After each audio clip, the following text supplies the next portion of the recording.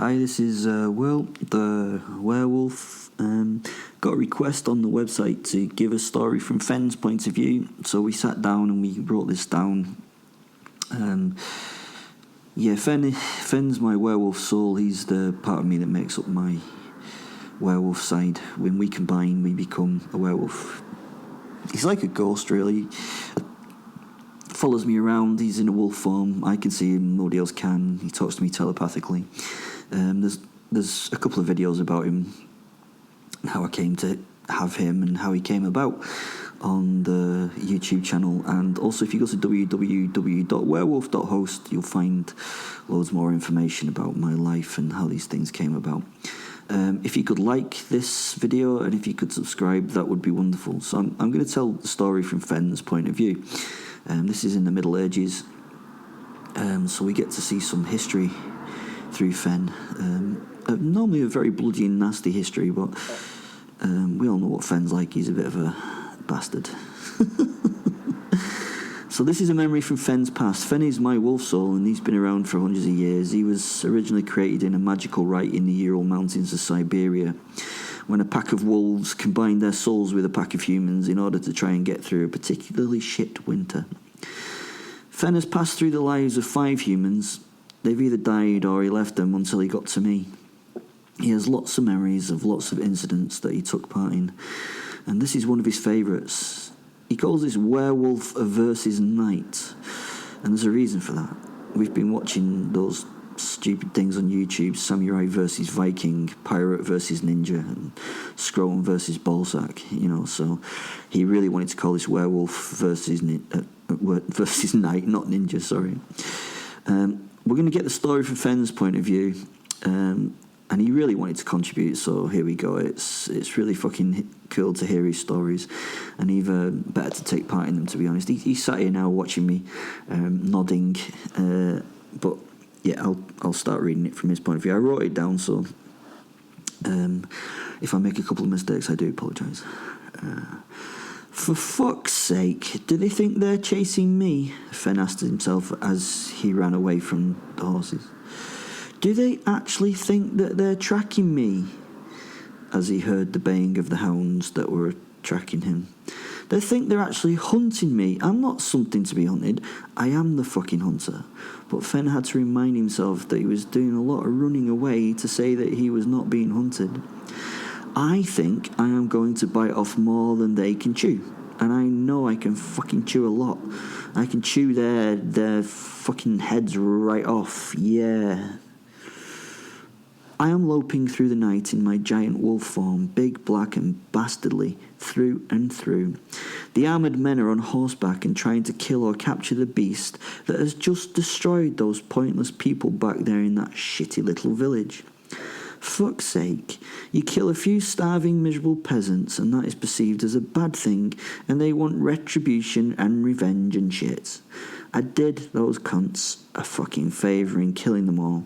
Some people take mass murder of their families and friends so personally. I mean, you leave a small unprotected hamlet deep in the countryside. What do they expect to happen?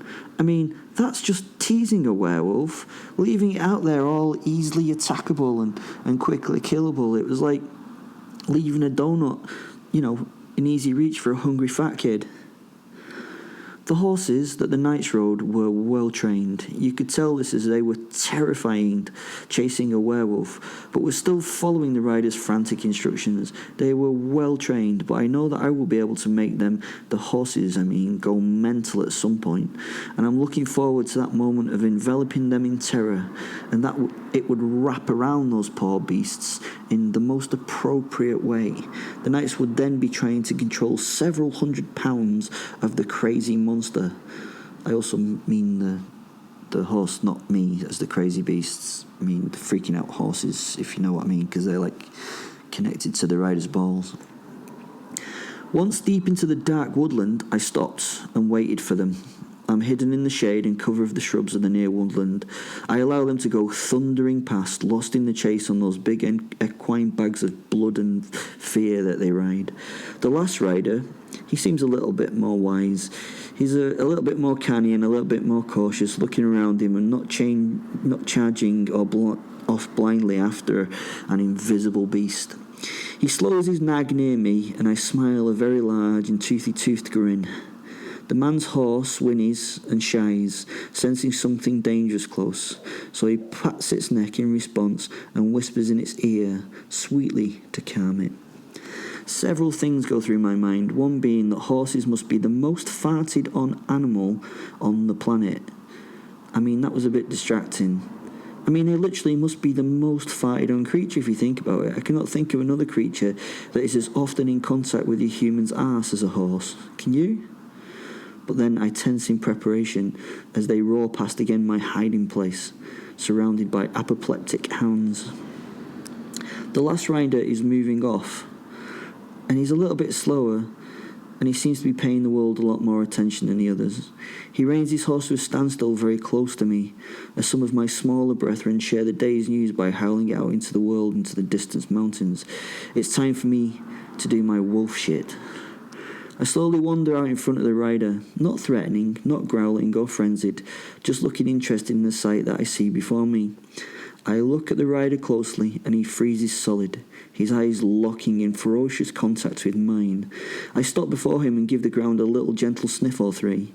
It just seemed appropriate, and then sit down before him and just stare. The man's horse is on the edge of freaking out, but he gently pats its neck while never leaving my eyes with his own. I can almost smell his brain spinning through different options and imagined outcomes. As I yawn and lick my teeth clean, he makes a decision. It took him a while, and he really only had one option. He slowly reaches back and down, going for what I presume is a weapon. I snarl, curl my lip, and give him a toothy warning, not worth ignoring. He freezes in the moment and smiles. "Guter Junge," he says. "Good boy." Fucking good boy. I hope he means the fucking horse and not me. Cheeky twat. Right, deadifying time. I get up and slowly wander my way forward, changing into my werewolf form as I quicken my pace to get to grips with him. He snatches the reins in the last moment and rears his horse just in time as I send a claw lashing out in his direction. Sadly, or not sadly, it hits the horse and rips its throat out from the stupid beast's neck. Blood flies with gobbets of flesh as the slashing claw gets to the end of its trajectory. The horse, not realizing that it's dead, tries to scream in response to its horrific treatment.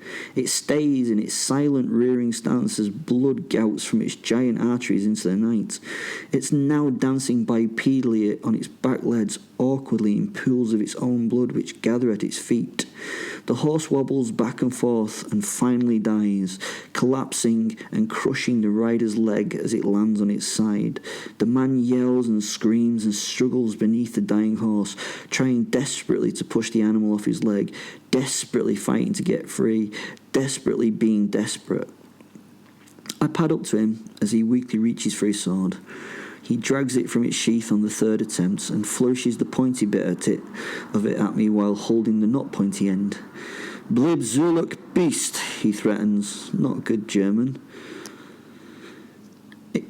I continue to move forward towards him, returning to my wolf form, and just start sniffing around the dead horse and showing a little interest in the trap man.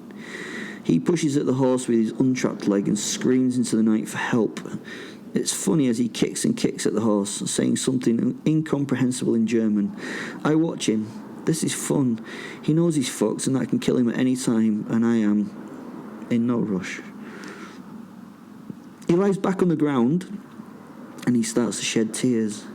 "God hilf mir!" he shouts to the sky. God help him. Once more he sits up and looks at me, shaking the sword in my direction, but realizes that it's not really a threat. So he throws the blade to one side and makes every effort to push the horse from his snapped, trapped thigh. I sit down on my haunches and watch the struggling man. He curses and swears, using his free leg to try and push and kick his way free. This goes on for a little while as he panics and wastes his energy with no positive results. Finally, he's exhausted, and he quits trying to escape. He throws himself back flat on the ground once more, his head in his hands, as he mumbles something again to some god or something about getting through something like this. I yawn at this point and slowly rise from my sitting position and give myself a doggy shake. I move around to the belly of the horse and step my forepaws onto it. It's great. I can really look down on the trap man from my new position, and I get to see what he's going to do next. At this point, he stops shaking and crying, and he just sits up and takes his weight on his hands. He looks up into my face, and I see his face, a face of tears and horror. The panic and the fear fill him as he looks around for an escape plan. His only option really is to grab his sword again, and then he just lies back flat on the ground, trying to keep the blade length between himself and me. The sword is not really designed for this and is pretty large and unwieldy at close quarters. I lean forward and let the sword point touch my chest, and then I move gently forward and press myself onto it. He struggles to stop my bulk moving and realizes he cannot even pierce my pelt with his dull-pointed, useless weapon. As he does this, I quickly snatch the wrist that holds the weapon in my mouth. I feel the bones crunch and break between my teeth. My predator's tools slice easily through the flesh and bone like blades that they are. They remove his hand, and the sword falls to the floor with his severed hand still attached. His lovely new wound pours forth blood, and I gently lap from the ruined forearm. He makes no noise, but just lies there flat, staring at the horrific scene before him. He can't do anything. He just holds his arm out there for me and just lets me drink from it. His eyes are wide, and he just doesn't really know what to do, and he's slowly being lost to shock and disbelief. He passes in and out of consciousness several times, collapsing to the ground, but finally he wakes and comes to some sort of sense of reality and clarity. I mean, I can see it in his eyes. He's now kind of with me. I move forward and place my paws on his chest and push him flat with my nose as he starts to yell and wail again. He strikes at me ineffectively with his blood-drained body. He beats me with a freshly butchered and still bleeding arm. He eventually settles, exhausted and crying. I snuffle against his face and lick away the salty tears from his eyes. They taste of terror and horror.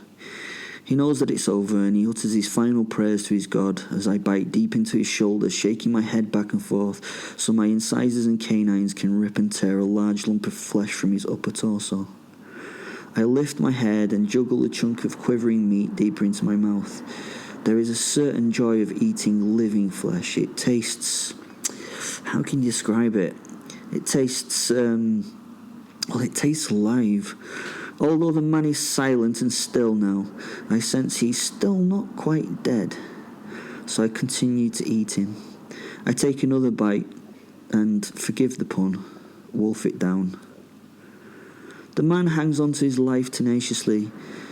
I mean, these are his final moments, and he is dying in extreme agony. I know this, but I will not make it quicker for him. I let him die, I let him fade, I let the blood pool, and then I decide to move on. I'm not going to finish him. I have too many victims to play with tonight. I turn into the dark evening, now becoming the hunter of the hunters. There will be more empty beds and more lamenting women tonight once my work is done. Here, horsey, horsey!